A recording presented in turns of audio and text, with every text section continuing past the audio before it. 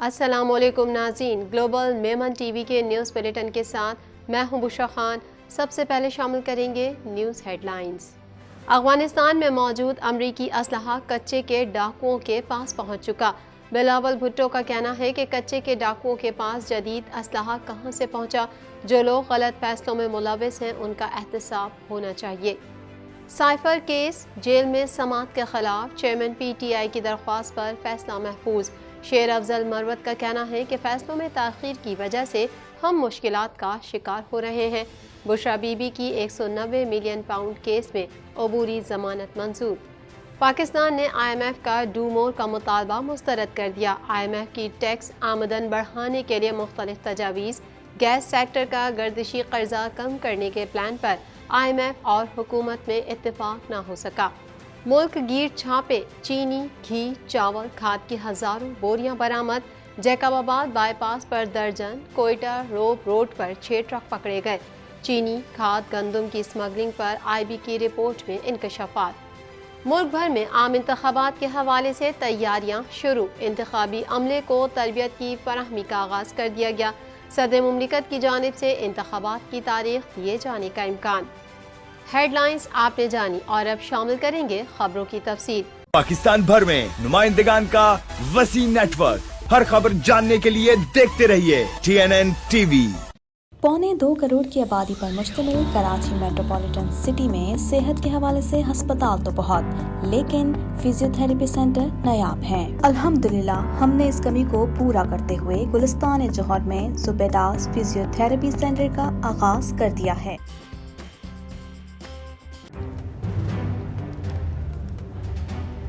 Islamic Finance TV, the only TV channel of the fastest growing Islamic economy in the world and the prime mover of Islamic finance news.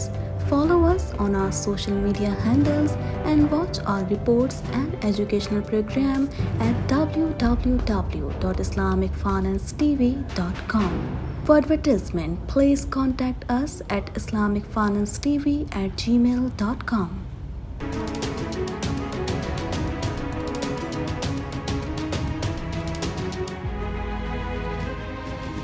Peoples Party کے chairman اور سابق وزیر خارجہ بلاول بھٹو زرداری نے کہا ہے کہ افغانستان میں موجود امریکی اسلحہ سندھ کے کچے کے ڈاکوؤں کے پاس پہنچ چکا۔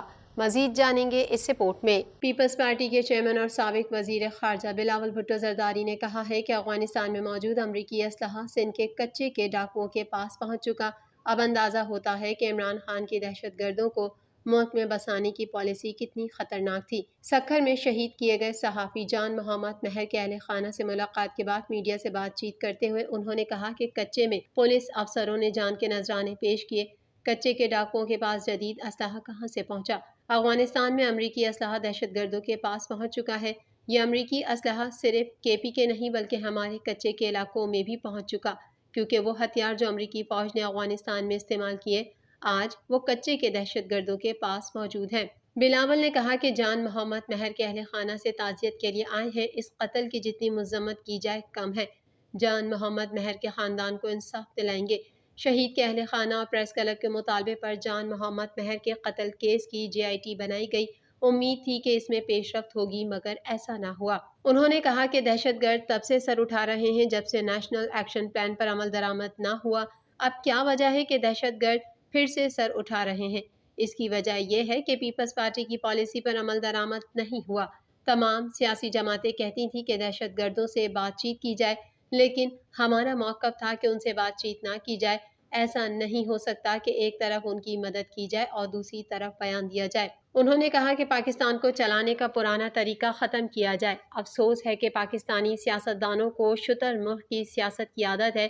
جو لوگ غلط فیصلوں میں ملوث ہیں ان کا احتساب ہونا چاہیے۔ بجلی چوری کے معاملے پر بلاول نے کہا کہ 18 گھنٹے بجلی نہیں آتی اور بل ایسا آتا ہے جیسے 24 گھنٹے بجلی استعمال کی ہو۔ مجھے لگتا ہے کہ چوری وہ کر رہے ہیں جہاں سے بجلی بنتی ہے، چاہے وہ بلوچستان ہو یا پختونخوا کے ہائیڈرل منصوبے ہوں۔ اسلام آباد ہائی کورٹ نے سائفر کیس کی سماعت اٹک جیل میں کرنے کے خلاف چیئرمین PTI کی درخواست پر فیصلہ محفوظ کر لیا۔ مزید احوال اس رپورٹ میں۔ اسلام آباد ہائی کورٹ نے سائفر کیس کی سماعت اٹک جیل میں کرنے کے خلاف چیئرمین پی ٹی آئی کی درخواست پر فیصلہ محفوظ کر لیا۔ چیف جسٹس عامر فاروق نے کیس کی سماعت اور چیئرمین پی ٹی آئی کے وکیل شیر افضل مروت عدالت کے سامنے پیش ہوئے۔ وکیل نے وزارت قانون کے نوٹیفیکیشن کو عدالت کے سامنے پڑھا۔ وکیل شیر افضل مروت نے دلائل میں کہا کہ وزارت قانون نے کس قانون اور کس اختیار کے تحت عدالت اٹک جیل منتقل کی۔ اسلام آباد سے ٹرائل کیسے پنجاب میں منتقل ہو سکتا ہے؟ ٹرائل کی دوسرے صوبے منتقلی قانونی طور سپریم کورٹ کر سکتی ہے۔ چیف کمشنر یا سیکرٹری داخلہ کا اختیار نہیں کہ وہ ٹرائل دوسرے صوبے منتقل کریں۔ چیئرمین پی ٹی آئی کے وکیل شیر افضل مروت نے کہا کہ یہ کہا گیا کہ میرا نوٹیفیکیشن غیر مؤثر ہو گیا، یہ نہیں کہہ سکتے۔ شیر افضل مروت نے کہا کہ کسی کے پاس کوئی قانونی جواب ہے کیوں chairman P T I Attock jail میں ہے؟ ایک بار اٹک جیل کا نوٹیفیکیشن ہو گیا، کل کو لانڈی جیل کا ہو جائے تو کیا ہم وہاں جائیں گے؟ ہماری ایک اور درخواست پر فیصلہ محفوظ ہے، لہٰذا ہماری استدعا ہے کہ محفوظ فیصلہ سنایا جائے۔ فیصلوں میں تاخیر کی وجہ سے ہم مشکلات کا شکار ہو رہے ہیں۔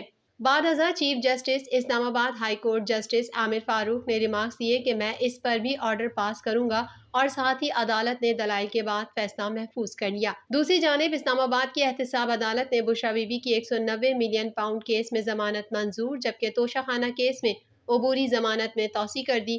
وکیل بشرا بی بی نے موقف اپنایا کہ بشرا بی بی کی 2 بجے چیئرمین پی ٹی آئی سے اٹک جیل میں ملاقات ہے۔ نیب نے بھی 2 بجے کے لیے طلبی کے نوٹسز بھیج دیے۔ گرفتاری مطلوب ہے تو پہلے آگاہ کیا جائے۔ احتساب عدالت اسلام آباد کے جج محمد بشیر نے بشرا بی بی کی توشہ خانہ اور 190 ملین پاؤنڈز کیس میں ضمانت کی درخواست پر سماعت کی۔ بشرا بی بی اپنے وکیل کے ہمراہ پیش ہوئی۔ نیب پروسیکیوٹر نے موقف اپنایا کہ ناب طلبی کا معاملہ عدالت کا نہیں، توشہ خانہ کیس میں فی الحال بشرا بی بی کی گرفتاری درکار نہیں۔ عدالت نے بشرا بی بی کی 1 لاکھ روپے کے مچلقوں کے عوض 26 ستمبر تک عبوری ضمانت منظور کر لی، جبکہ توشہ خانہ کیس میں عبوری ضمانت میں بھی 26 ستمبر تک توسیع کر دی گئی۔ پاکستان نے عالمی مالیاتی ادارے کا امپورٹڈ اور پرتعیش اشیاء پر ٹیکس بڑھانے کا مطالبہ مسترد کر دیا۔ مزید جانیں گے اس رپورٹ میں۔ پاکستان نے عالمی مالیاتی ادارے کا امپورٹڈ اور پرتعیش اشیاء پر ٹیکس بڑھانے کا مطالبہ مسترد کر دیا۔ میڈیا رپورٹ کے مطابق پاکستان اور عالمی مالیاتی ادارے کے درمیان آن لائن رابطہ ہوا، جس میں آئی ایم ایف نے ٹیکس آمدن بڑھانے کے لیے مختلف تجاویز پیش کی۔ آئی ایم ایف نے پرتعیش اشیاء کی امپورٹ پر ٹیکس ریٹ بڑھانے کے لیے آرڈیننس لانے کی تجویز دی۔ ذرائع نے بتایا کہ آئی ایم ایف امپورٹڈ اور پرتعیش اشیاء پر ٹیکس بڑھانے کا مطالبہ کر رہا ہے، لیکن ایف بی آر کی بہترین کارکردگی کی وجہ سے حکومت نے آئی ایم ایف کا مطالبہ مسترد کر دیا۔ آئی ایم ایف نے ایف بی آر کی ٹیکس جمع کرنے کی شرح نمو تسلی بخش قرار دے دی۔ میڈیا رپورٹ میں کہا گیا ہے کہ پہلے 2 ماہ میں ایف بی آر نے مقرر ہدف سے 24 ارب روپے زیادہ ٹیکس جمع کیا اور ایف بی آر پہلی سہ ماہی میں مقررہ ہدف سے 30 ارب روپے سے زائد ٹیکس جمع کرے گا۔ دوسری جانب بین الاقوامی مالیاتی فنڈ اور وزارت خزانہ کے درمیان گیس سیکٹر گردشی قرض کم کرنے کی اسکیم پر کوئی فیصلہ نہ ہو سکا۔ ذرائع وزارت خزانہ کے مطابق آئی ایم ایف نے ڈویڈنگ پلگ اینڈ بیک اسکیم کا مسودہ منگوا کر کوئی جواب نہیں دیا، جبکہ وزارت خزانہ اور وزارت توانائی کی جانب سے جمعے کو اس بات کا امکان ظاہر کیا گیا تھا کہ بجلی کے بلوں کے معاملے پر اور ڈویڈنگ پلگ ان اسکیم سے متعلق آئی ایم ایف سے پیر تک جواب متوقع ہے۔ لاہور سے پشاور اور کراچی سے کوئٹہ تک چینی کے اسمگلروں اور ذخیرہ اندوزوں کے خلاف کارروائی کے دوران مزید ہزاروں بوریاں برآمد کر لی گئیں۔ مزید جان لیتے ہیں اس رپورٹ میں۔ لاہور سے پشاور اور کراچی سے کوئٹہ تک چینی کے اسمگلروں اور ذخیرہ اندوزوں کے خلاف کارروائی کے دوران مزید ہزاروں بوریاں برآمد کر لی گئیں، جبکہ کئی شہروں میں فی کلو قیمت 165 تک گر گئی ہے، جبکہ انٹیلیجنس بیورو کی جانب سے کرنسی اور آئل کے بعد چینی، کھاد اور گندم کی اسمگلنگ کی رپورٹ وزیر اعظم سیکریٹریٹ میں جمع کروا دی گئی۔ گندم، کھاد اور چینی کے اسمگلروں اور سرکاری اہلکاروں کی تفصیلات بھی رپورٹ میں شامل ہیں، جبکہ میڈیا رپورٹ میں کہا گیا ہے کہ چینی، کھاد اور گندم کی پاکستان سے اسمگلنگ کے بارے میں تفصیلات رپورٹ کا حصہ ہیں۔ گندم کی اسمگلنگ میں 592 ذخیرہ اندوزوں کی نشاندہی کی گئی۔ گندم کی اسمگلنگ میں 26 اسمگلر شامل ہیں۔ آئی بی کی رپورٹ میں اسمگلروں کی مدد کرنے والے 259 اہلکاروں کی نشاندہی کی گئی ہے۔ گزشتہ سال آئی بی نے 417 رپورٹس متعلقہ محکموں کو بھجوائی تھیں۔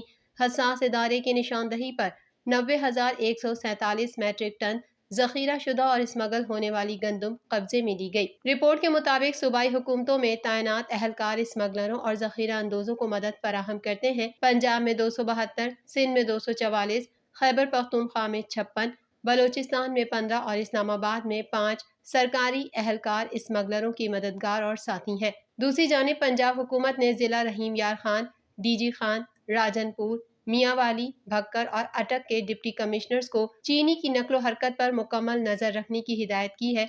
इसने स्मगलिंग और सट्टाबाजी में मुलविस शुगर डीलरों की फहरिस्त FIA को फराहम कर दी है। सखर में 2000 से ज्यादा चीनी की बोरियां बरामद कर ली गईं। जैकबाबाद बाईपास पर दर्जन ट्रक पकड़कर चीनी, गंदम और खाद की 15,000 से ज्यादा बोरियां बरामद कर ली गईं। ये ट्रक सिंध और पंजाब से जैकबाबाद के रास्ते कोयटा मुंतकिल किए जा रहे थे, जहां से ये अशिया अफगानिस्तान स्मगल की जाना थी। जराये के मुताबिक पचनन में 5,000 से ज्यादा बोरियां मौजूद हैं, जो 4500 से 5,000 रुपए तक खरीदी गईं और 8500 से 9,000 रुपए तक बेची जा रही हैं।